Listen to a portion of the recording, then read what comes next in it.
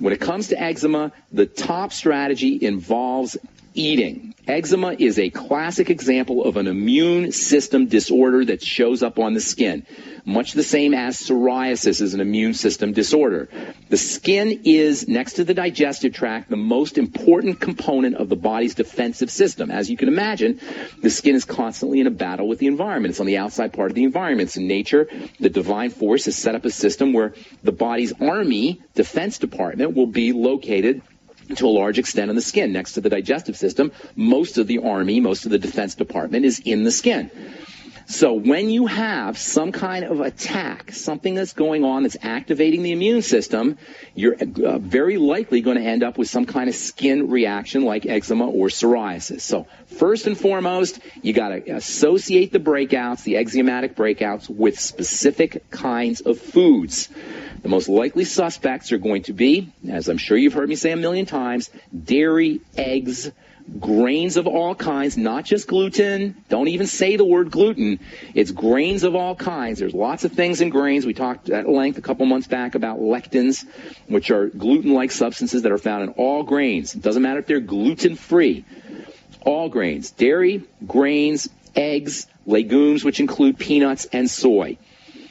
And legumes are kind of beans. These are the most likely suspects, but it could be anything that can trigger eczema. Tomatoes can do it. Spinach can do it. I hear people say, oh, I eat well, I eat really good, I eat really clean, thinking that, you know, they're all eating all vegetables, and it turns out that they got a problem with tomatoes or a problem with peppers. So any kind of food that triggers an eczematic response that makes the eczema worse has to be eliminated. Secondly, for eczema and psoriasis, you want to focus on beefing up, potentizing, strengthening the digestive system. So number one, eliminating problem foods. Number two, getting on the best probiotic supplement you could find. I've said this so many times before, I'll say it again. A probiotic supplement, 80 billion units a day, multiple strains of bacteria, something like the nightly essence from Longevity, is the cost of doing business for being alive. It's like every business has, if you start a business, you don't argue about the cost of your inventory, you don't argue about your rent, you got to pay for your computers, you got to pay for your employees, whatever it takes to run a business. If you're going to start a business, you got to pay for it. You don't not pay for it. You don't say, well, I can't afford to pay my employees, so I'm not going to have any employees, or I can't afford my computer, so I'm going to run a business without a computer. No, you raise the price on your product and you keep your computer, because you can't run a business without a computer. Well, likewise, in the business of being alive, you got a cost of doing business. You don't say, I can't afford probiotics, so I'm just going to avoid it any more than you say, I can't afford rent, so I'm not going to pay my rent for my business. So probiotics are the cost of doing business for being alive, especially if you're dealing with eczema. And by the way, just these two moves alone, eliminating problem foods and getting on a good probiotic supplement, can make a huge difference for your friend with the eczema. In fact, I'm almost guaranteeing you they're going to make a difference with his eczema. Almost, because there might be some other things going on.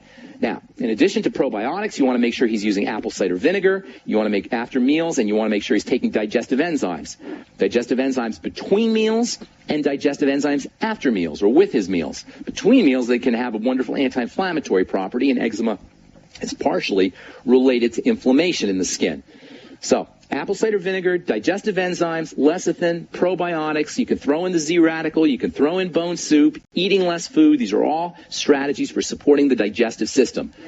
Eczema and digestive system are linked like two peas in a pod. There's a couple more things that you want to do directly for eczema. Hang tight, Carl. We'll finish up. And then Ralph and Jeff, stay there. Stay put. We'll get you when we come back from our break as well. All right, back to the phones. Carl in Texas. We're talking about eczema. Carl, you there, bro? Yes, I'm here, and I wanted to find out real short about the egg thing. Can he not eat eggs? I didn't say that. I didn't say he can or can't eat anything. I'm just telling you these are things he has to look out for. So probably a good idea would be for him to eat a bunch of eggs and see what happens. That's one of the best ways you can tell about how you're responding to a specific food, especially if it's a food that you like, is eat a whole bunch of it and see what happens. So you may want to eat a bunch of eggs and see what happens. Eggs are a little tricky because sometimes you can eat soft-boiled eggs, but you can't eat hard-boiled eggs, or sometimes you can eat poached eggs, but you can't eat scrambled eggs, or sometimes you can eat raw eggs, but you can't eat cooked eggs. So you got to or sometimes you can eat cooked eggs, but you can't eat raw eggs. So you got to see how you respond to the eggs and how to the different forms of eggs, to the grains and the different forms of grains. I'm not telling you what he can do or can't do. I'm just saying these are things he wants to look out for. So number one, eliminate those foods eliminate problem foods. See how he does with foods, and then if there's any food that's a problem, that's going to be something he wants to eliminate. dairy, eggs, grains, peanuts, and soy, or legumes, grains, dairy, and eggs. Legumes include soy and peanuts and beans. Those are the most likely suspects, but it could be anything. And he just has to see how he does.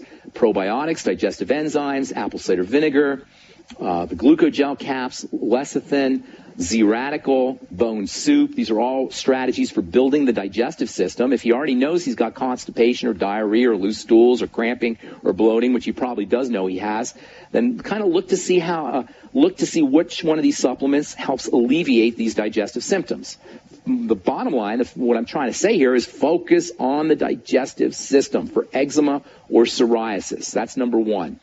Number two, eczema is connected, and all skin conditions are connected to issues with malabsorption of fats or lack of intake of fats. And by fats, I mean fatty vitamins, especially vitamins A and D.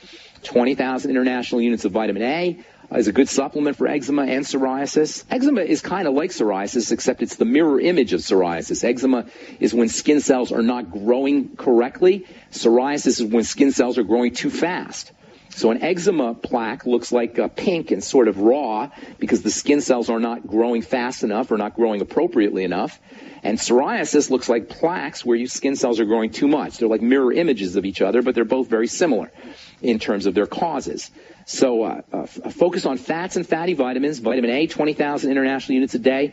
Make sure he's getting some sun.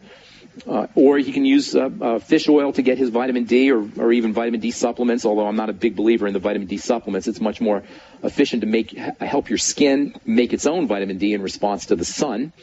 Essential fatty acids, especially from fish oil, especially omega-3 fats from flax as well. Very important for eczema and psoriasis and all skin conditions. Use Udo's blend, use the ultimate EFAs, use fish oil, cod liver oil. Make sure it's Carlson's cod liver oil or some reputable cod liver oil. A cod makes the best kind of fish oils. Don't get the generic fish oil where it just says fish oil because you don't know what you're getting. Use cod and use the liver oil. And then there's minerals. And minerals I lump together with fats because if you're not absorbing your fats, you're probably going to have a problem absorbing your minerals. There's an especially important relationship between zinc and the skin and between zinc and vitamin A. Vitamin A and zinc go together. And all skin conditions benefit from zinc supplementation, especially if you're not getting enough zinc, and most of us aren't unless we're supplementing. 50 milligrams a day of zinc picolinate along with your vitamin A. Make sure he's getting bile salts or taking his fatty substances, his fatty vitamins and minerals with fatty meals and with bile salts and lecithin and the digestive enzymes to make sure he's absorbing these substances, as well as the essential fatty acids. Kind of lump all these fatty vitamins and essential fatty acids and minerals together with fatty meals and with fat support supplements like bile salts, lecithin, and digestive enzymes. Topical vitamin C can be helpful. Topical zinc can be helpful. These are putting right on the eczematic plaque and eczematic wound. And by all means, make sure that he's on the Mighty 90 just to make sure he's covering all of his bases. The skin turns over faster than any other system in the body. Skin cells are growing turning over every 4 to 8 weeks. That means nutritional deficiencies will show up on the skin really quickly. The skin is like a window to what's happening inside the body. And the good news is the skin conditions will resolve very quickly as well as soon as you start to correct digestive problems and as soon as you start to get some good nutrition in the system.